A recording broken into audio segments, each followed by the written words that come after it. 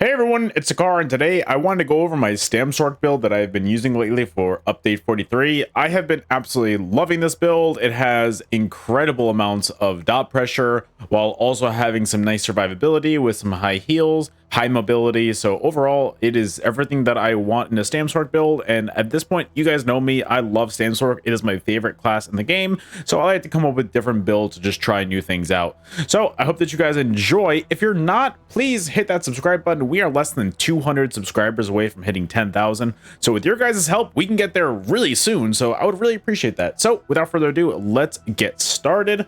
We are going to be an orc on our StamSorc. I really like orc overall because of the extra little bit of weapon and spell damage that you get from it. Also, your movement speed is increased significantly, and I really do like that a lot. If you don't want to be an orc, some other good alternatives would be, I think Imperial would be really good as a race because of the reduced cost passive. Wood Elf would be really good, and I think Dark Elf would be really strong as well, and possibly even Khajiit too. I think all those would be really good options for you to use as a StamSorc. We're going to be using the Lover as our Mundus. I want to increase our pen at all times, so that's a really good way to help it. I really like that. I could use Warrior to increase our overall weapon damage, but I felt like Lover was just kind of better in this situation. Also, we are still Vampire Stage 3. I know that we got that in it was a nerf this past patch, but I'm still running it because, in my opinion, 15% reduced cost or 15% reduced damage taken is still better than no reduced cost or reduced damage. I can't even speak today. So I really still like Vampire Stage 3. I couldn't imagine not having this at all. And then also we're using Jewels of Mizrael as our food. That's going to increase our overall max health while also giving us higher stam and magic recovery as well. All right, moving on to our attributes, we're going to have 0 points into magic, 39 points into health, and 25 points into stamina to give us a max magic pool of 16.8k, a max health pool of 31.8k, and a max stam pool of 25.4k. That's a lot of stam. If you want to put more points into health, that is perfectly fine as well. Moving on to our gear, we're going to be using Dragon's Appetite on the body at all times.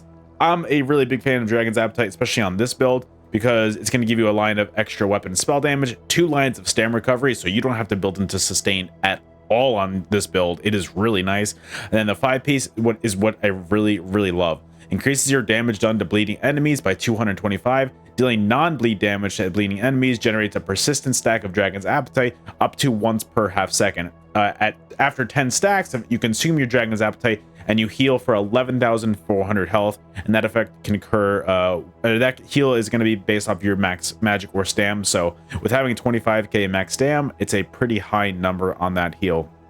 So one of the main reasons why I like this is you've got a lot of dot pressure, and so you're going to be increasing all of your damage done by 225, and that damage becomes very overwhelming over time. I'm gonna just point that out as we go along, and you guys are gonna see it is a lot of extra damage. You have your base damage, and then you add 225 to every single tick of that, and it is phenomenal. It's so good. I love it. So we're going to be using a heavy reinforced Dragon's Appetite helmet. We have 1 extra slot on this build, so I'm using a medium's impen Baloric shoulder. The shoulder is going to just give you an extra line of weapon and spell damage, which I just want to get that weapon spell damage as high as possible. We're also using a heavy reinforced chest piece of Dragon's Appetite. And then our front bar is going to be Unleashed. We're going to be using medium Unleashed hands in Impen. Unleashed is a set that you get from Castle Thorn, and I've been really liking it a lot. So what it does is it gives you a line of weapon and spell damage, 2 lines of max stam, so that max stam gets significantly increased. And then when you deal direct damage with a blink, charge, leap, teleport, or pull ability, aka your streak is what's going to be activating this. You're going to cut your enemy, causing them to bleed for 10 seconds, dealing 10,000 bleed damage over the duration. And what's really cool is you're applying the hemorrhaging status effect every tick as well. And that can occur once every 10 seconds per target. So what's really cool is this is doing 2 sources of damage to your enemies. It's doing that 10k bleed damage over that duration, which that number gets actually increased when your major brutality and sorcery is up. And then on top of that, the hemorrhaging status effect is going off every tick as well. That hemorrhaging status effect goes so hard and so many people sleep on it. It is great for your overall dot pressure, especially when you're CCing your enemies with streak every so often. This is just free damage, and I've been really liking it. So if you have this set, I definitely recommend trying this out. It is worth the try, I promise you. We're also using a light Dragon's Appetite sash in Well Fitted, heavy reinforced Dragon's Appetite legs in Reinforced, and medium impen boots of Dragon's Appetite. Our jewelry, we're going to be using Unleashed rings. Both of them are going to be infused with increased weapon and spell damage enchantments on it, as you can see. Then our mythic, guys, I don't think have I done that build lately without Satan the Seducer? I really don't remember. Anyways, Satan the Seducer is going to be our mythic on this build, infused with an increased weapon and spell damage enchantment on it. Satan the Seducer, while in combat, you're going to gain 1 of 5 random major buffs, which changes every 10 seconds. Enemies within 12 meters of you are going to gain 1 of 5 random minor debuffs, depending on which buff you have. The available effects are when you have Major Berserk active, your enemies are going to have Minor Maim. When you have Major Resolve, Minor Breach, Major Force, Minor Brittle, Major Evasion, Minor Vulnerability, Major Courage, and Minor Cowardice.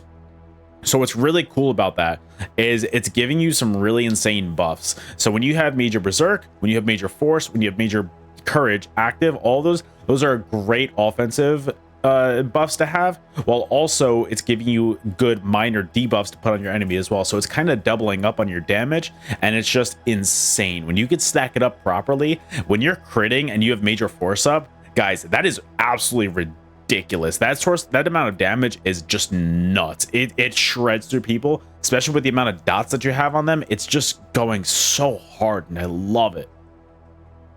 Also, we've got Unleashed Maces as our front bar. Main hand is going to be Nirnhoned with a poison damage enchantment on it. Our offhand is going to be Charged with a physical damage enchantment on it. And then our back bar is going to be a Vadatron Perfected Ice Staff in defending with an increased weapon and spell damage enchantment on it. Vadatron, I definitely recommend trying to grind this out if you don't have it. You could always do it on normal because the perfected line is offensive penetration, and that's not too necessary on your back bar. Like, yeah, it does help, but it's not the biggest change in the world. So I definitely recommend, if you have access to Vadatron Hollows, to grind out this Ice Staff. It's a curated drop, so even if you do like 1 a day, it's a really quick and easy grind, and you're going to have curated drops. You're going to be able to get it eventually, and then you'll have your sticker book complete, and then you could try other weapons as well from there. So I definitely recommend trying this. What it does is when you cast weakness to elements on a target within 15 meters of you, you're going to do a little surge of elemental energy between you and the player, which does damage every 1 second, and which is going to increase in damage every second as well. So I definitely recommend getting this. It's an extra source of damage that just is so nice to add to this build, which just adds more damage to your dots as well, and it's so nice. Moving on, let's look at our champion points. Our blue slottables are going to be Mastered Arms, Fighting Finesse, Force of Nature, and Untamed Aggression. Now that I think about it, I feel like Mastered Arms would actually be... Oh, now that I think about it, I feel like Mastered Arms is cool, but I feel like Deadly Aim is probably better for that overall, like, that'll increase your dot damage a lot. Anyway, sorry, moving on. Red slottables are going to be Pain's Refuge, Sustained by Suffering, Survival Instincts, and Fortified. And then our green tree, what we really care about is Breakfall, Rationer, and Liquid Efficiency. Please make sure that those are all in. All right, let's look at our skills.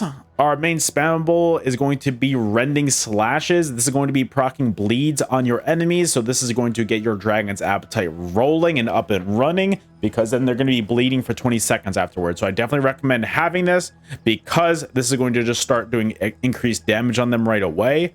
And on top of that, it's just a good source of upfront damage as well, because you're going to be dealing 2,700 bleed damage with each weapon. So basically double that.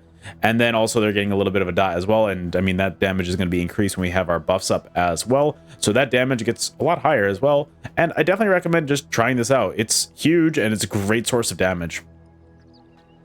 Also, we've got Camo Hunter on this build. Basically, we have this slotted for our Major Savagery and Prophecy, increasing our weapon and spell critical by 2,600. Also, with the Fighters Guild passives, which is going to be right here, which I really like. But this is going to also, where is it? Increase your weapon and spell damage by 3% as well. So look, I'll take any extra source of damage that I can get. So that's huge. And then we've got a crystal weapon. This is going to be your pseudo spammable, so kind of weave this in between every rending slash and every really time you're light attacking your enemy, that way to increase your overall damage as much as possible. Crystal weapon is an insane amount of damage that is really slept on a lot, I feel like, in PvP, and is just a great way to just catch your enemies off guard. So it's going to proc your next light or heavy attack. So if you activate that, hit your enemy with a light attack into rending slashes, that amount of damage is nuts, and I definitely recommend it. Also, we've got Streak. Streak is your multifaceted skill on this build. Streak is a great way to engage in combat, disengage. If you need to CC your enemy, Streak is also going to be proccing your Unleashed on this build. So try and make sure you hit your enemies with this every 10 seconds or so. That way you're always getting that hemorrhaging status effect, hitting them every second. And then also that Unleashed proc is going off on them as well. So this is a great skill that I definitely recommend.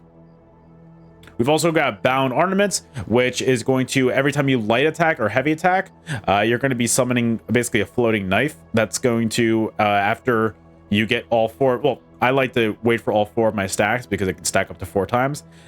Once you activate it, when you have 4 stacks, you're going to be launching all those knives at your enemies every 0.3 seconds, and it's going to be doing a bunch of damage. And if you line it up and hit your enemy with all of those, it is great pressure, and I can't recommend it highly enough. Also, while slotted, your max stamina is increased by 8%, which is huge. I will take that any day of the week because your max stamina is also increasing your damage. It's also increasing your Dragon's Appetite proc. It's just better overall.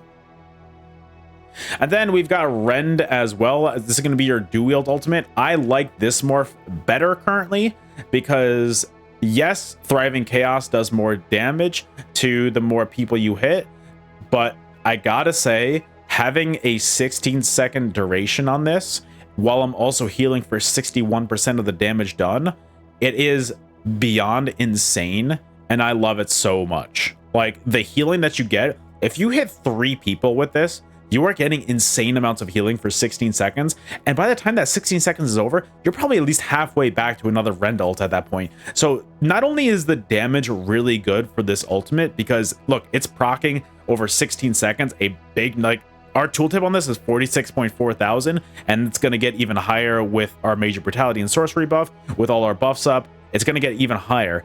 And on top of that, each tick is going to apply the hemorrhaging status effect as well. So we're applying every little bit of that bleed damage. We're applying that hemorrhaging status effect, and we're getting healed for 61% of the damage done over 16 seconds. To me, it's a no-brainer. I really like this ultimate a lot better, especially in one-on-one situations when you find those in Cyrodiil, however rare they are. I just find this to be a much better ultimate, and it's just kind of better in the long-term gains. All right, our back bar is going to be Crit Surge. Crit Surge, I mean, I've been doing the same back bar and mostly front bar for ages now on StamSorc. It's just my go-to, and I like it. So this is going to be your source of Major Brutality and Sorcery, so it's going to increase your weapon spell damage by 20% for 33 seconds. And the really big part is, while active, dealing critical damage is going to heal you for 4,000 health, and that can occur once every second. So try to make sure that that's another reason why you should make sure that your rending is on your enemies at all time. If you're critting on that, you're also healing yourself. So guys, make sure that is up at all times. Also, we have Hurricane. This is going to be your source of Major Resolve, so it's going to increase your physical and spell resistance by 6k, and it's going to give you Minor Expedition, so it's going to increase your movement speed by 15%. Also, you're going to surround yourself with a AoE, and that's going to be like some like deadly winds. It's going to be really cool. But on top of that, it's not really going to be the most amount of damage, but that damage really ramps up over time. And on top of that, you got to think every tick of your damage when you have an enemy that's bleeding of your Hurricane is going to be increased by 225. So that's huge. Also, even if it's not the most amount of damage, that damage can crit. So that can also proc your Crit Surge, which is a great way to heal yourself. And on top of that, it is part of Dragon's Appetite is you have to deal non-bleed damage to get your stacks of Dragon's Appetite, and that's non-bleed damage. So that's great. Please make sure this is active at all times. It's got a low duration of 20 seconds. Make sure it's active at all times. I can't stress that enough. Also, we've got Resolving Vigor. This is going to be a nice 5-second heal over time to help you get right back up to full health. And after casting, you're going to get minor resolve, increasing your physical and spell resistance by 3k for 20 seconds. Guys, I can never say the word resistance on like when I'm doing these videos. I don't know, I just can't do it. I get so bad for me. So it's going to increase that, and it's really helpful for your overall tankiness.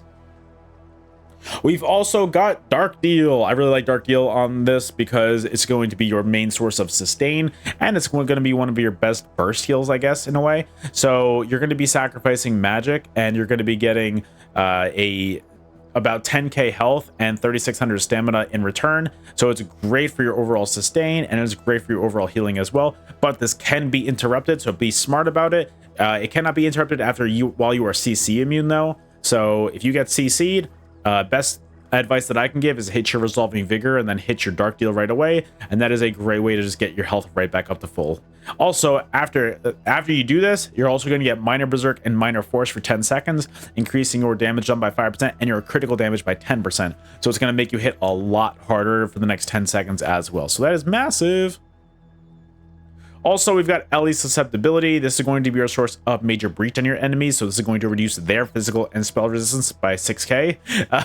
I can't say the word. So it's huge to make your enemies a lot less tankier, and every 7.5 seconds, the enemy is going to be afflicted with the Burning, Chilled, and Concussion status effects. Don't sleep on that extra damage. It is actually really good. And then we've got Summon Charge Atro as our ultimate on our back bar. I really like this ultimate. Like, I know that I could use other ultimates. I know that I could weave in what is it called? Oh my god, what is it called? What is this thing called? Overload. I couldn't remember the name Overload for a second. I know that I could use Overload and like really increase my damage when I do that, but I gotta say, Charge Atro has helped me out in so many situations and really kept me alive in so many situations. I can't recommend it highly enough, because you summon a Charge Atro and it does AoE around it every 2 seconds. So A, it does really good damage. B, on top of that, it's a nice little thing. If you're open field and if you're taking pressure from multiple enemies, you put that down and you start kiting around it. Is a good way to get a little bit of health, or it's kind of get a way to get some line of sight and be able to kind of get some damage reprieve while you kind of move on and try to get to a different area to fight in. I can't stress how much I like Charge Atro. Plus, what I really like, one of the passives, because we have Bound Ornaments on our front bar, and then we have Summon Charge Atro on our back bar. The passive of Daedric Protection is really cool, because that's going to increase your health and stam recovery by 20% while you have a Daedric summoning ability slotted. So it's going to also increase our stam recovery significantly just by having this one active as well. So I really personally like it a lot. And I think that is the entire build. Also, we're using tripods on this build. Tripods are kind of my go-to as well, so I definitely recommend using those too. But guys, that is overall the entire build. I really hope that you guys enjoyed. If you did, please hit that like button for me. I would really appreciate it. Also, if anybody's still watching the video at this point, comment what is your favorite class to play right now. I'm really enjoying StamSorc. I also really like MagDK a lot. I think it's a lot of fun. I just really like just trying out new things and just playing new things. I've been grinding out the Infinite Archive set for Templar lately, so I'm going to be trying that out shortly when I get all the pieces for that. Ooh, there's a runestone over there. And so I want to try that, but we'll have to get to that eventually. Yo, if I got a Kuda, oh my god, imagine if I got a Kuda on while I'm recording this video. But guys, thank you so much for being here. I really appreciate you guys. I hope you guys have a great rest of your day. Let's get on with the footage for this build, and I will see you guys on the next one. Later.